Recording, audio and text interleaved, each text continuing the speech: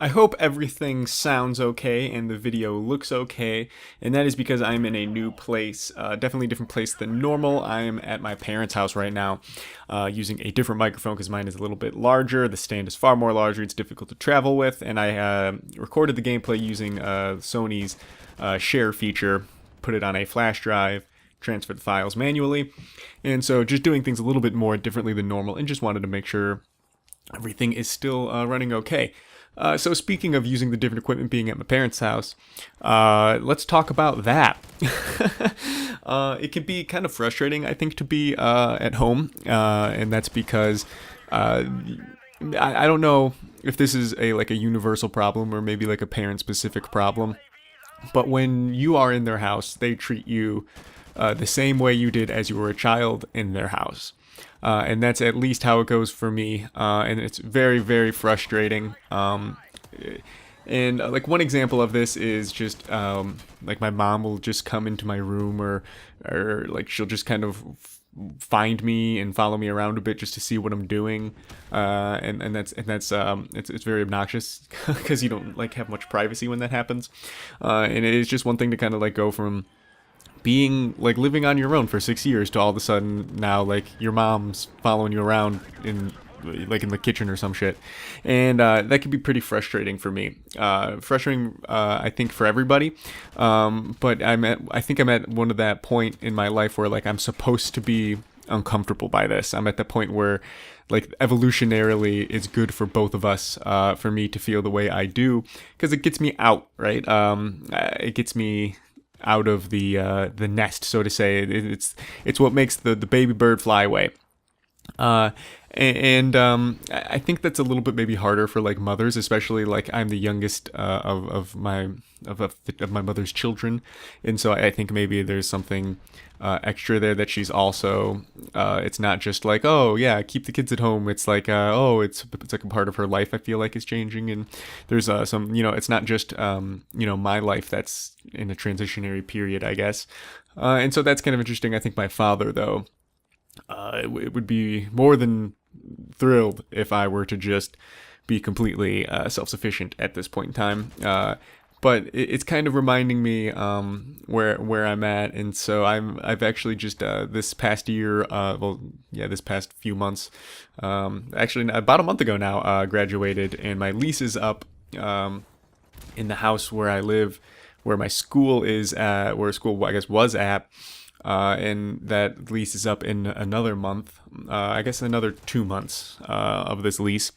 And then at that point, I got some decisions to make about where I'm going to be living and everything like that. And I think a common thing that's going to happen to me, that I think happens to most people, is I'm going to have to move back home for a little bit until I have more money to venture out on my own. And I hate it. I don't like, we've previously mentioned, just kind of it can be annoying to live at home and then to go from living by your own rules to living by other people's rules. And it's one of those things where I'm trying to find the balance. I think it's doable for both sides, but on one situation, there's like a very large power imbalance created by this, just because simply they are your parents, right?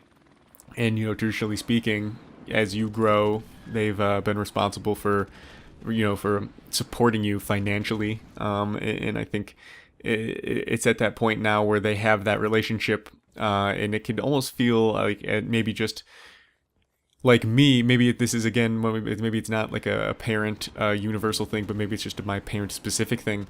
It seems like I'm like this company that they've invested in, but the company isn't like a major company. It's like they're someone they know's company, like a friend started a company, or just like someone, just like a random person, not like someone on like the Forbes 500. And I've started this company, they've invested in the company, and then all of a sudden they're like, okay, well, we should be getting what we want out of this company because we put the money in, and we don't feel like we've had a return on what we've put in, and this is what I think we should be getting out. And then it comes to the whole, well, no, this isn't where the company is right now, we can't necessarily do that. kind of whole song and dance, and just basically being, the company being me, and the profits being, my profits, I guess. And so it can just, I think, be a little bit uncomfortable. And I wonder what this relationship is like more from their side, because it's one of those things where you can't even like guess or assume, just because like the parent-child relationship is so different, and I think part of that is the power imbalance of the parent side. They kind of they make the rules until you're completely out. But it makes me think about my relationship with my parents, like moving forward, because like if this is the way it is whenever I'm at home, whether I'm not living at home necessarily yet. But when I'm here to visit or something like that, I'm even like back under their own like child rules, like high school rules or whatever. And that's really weird. And it's not even necessarily like, oh, you have a curfew, you have to do this, you have to do that. It's just basically like treating you like you owe them something, I guess. And like one thing that is like an example of like this, like I'm trying to do this, sit down and record this, and right as I start to happen, I get a text message saying preheat the oven to 375 degrees. It's not even like a question. It's not. It's anything. It's just like, hey, you do what I tell you to do because that's where you are in life. And I think that that's like a weird way for a parent, honestly, to kind of go about this transitionary period, because I think it sets you up for like what's next. And the next thing for me, of course, is financial independence, and going out on my own. And I think if things continue the way they are now, it's kind of like one of those situations of like, when you're gone, are you really going to be gone because of the way that you were treated before you left, kind of, so to say. And it kind of is discouraging me having like a very close relationship in terms of like, oh, living near them and hanging out with them more frequently as an adult. So it's just weird how the parent-child relationship changes over the years. Maybe you guys have some similar thoughts. Maybe you guys are older or younger and have some insight into the topics I'm talking about. But thanks for listening. We'll see you again soon.